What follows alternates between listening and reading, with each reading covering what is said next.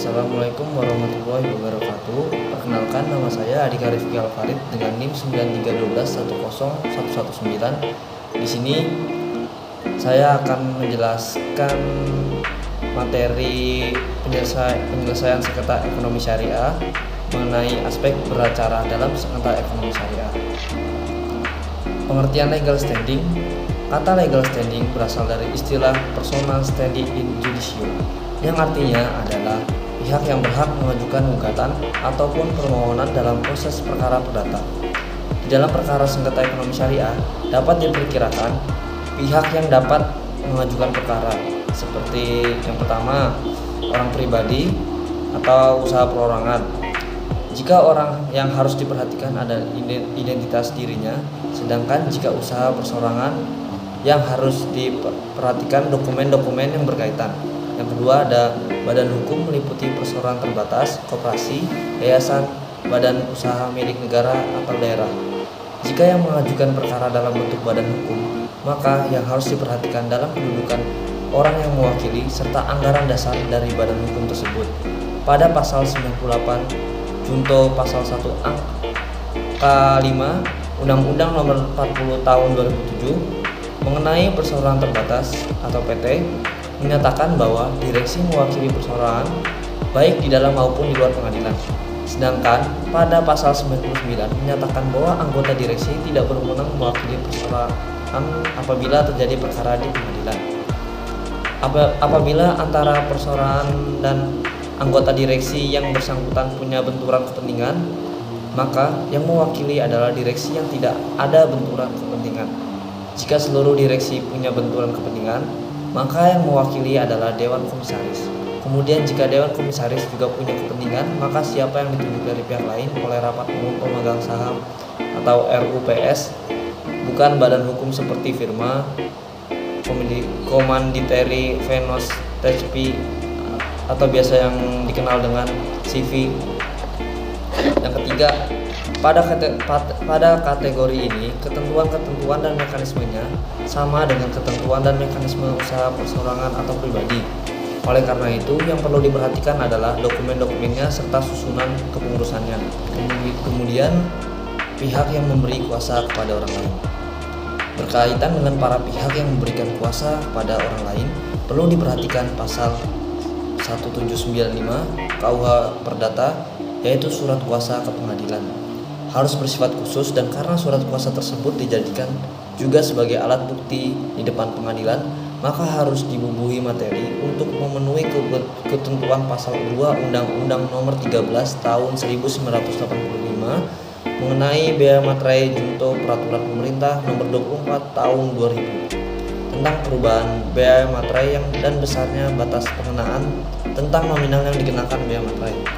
Selain itu, surat kuasa harus memenuhi ketentuan Surat Edaran Mahkamah Agung Nomor 6 Tahun 1994 tentang surat kuasa khusus junto.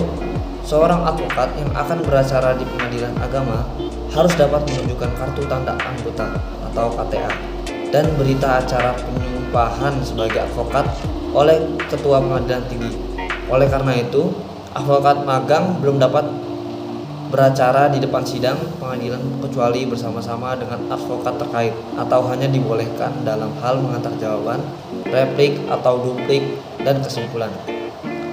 Selain memenuhi ketentuan sebagaimana telah dijelaskan tersebut, dalam hal ini surat kuasa khusus juga harus memenuhi ketentuan sebagai berikut.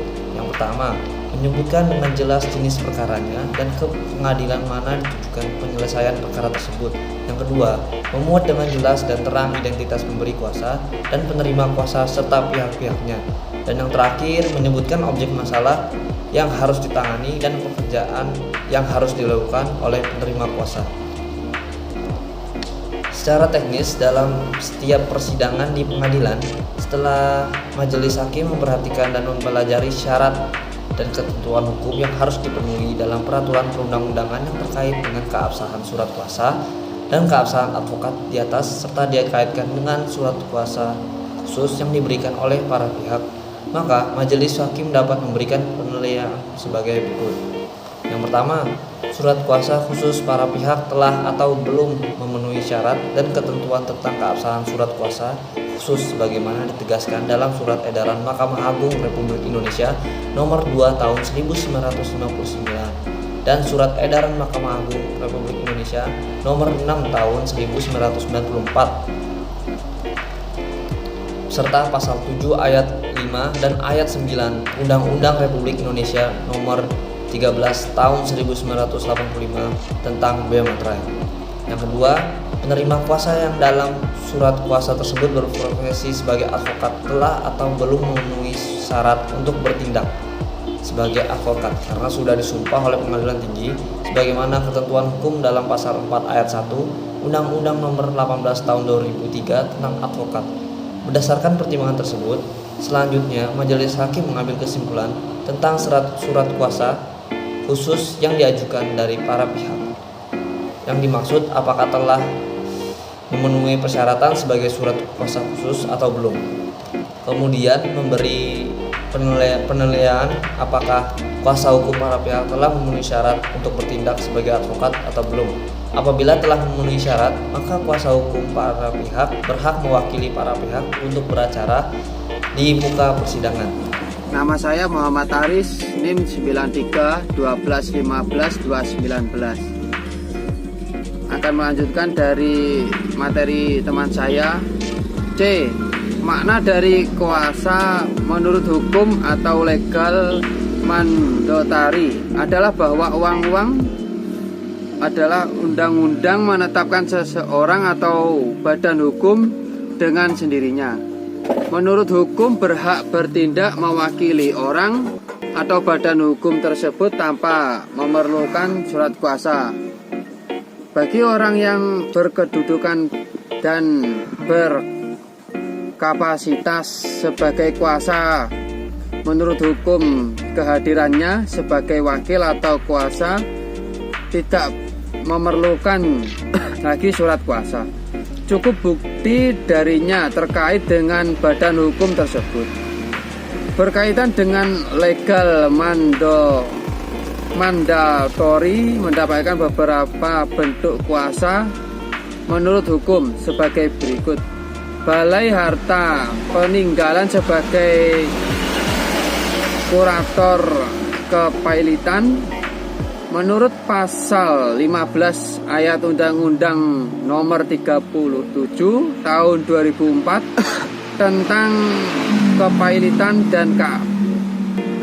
dan PKPU menjelaskan bahwa kurator atas aset perusahaan yang telah dinyatakan pailit oleh pengadilan berkedudukan dan berkapasitas sebagai kuasa yang menurut hukum tanpa perlu lagi surat kuasa dari debitur. Direksi atau pengurus badan hukum.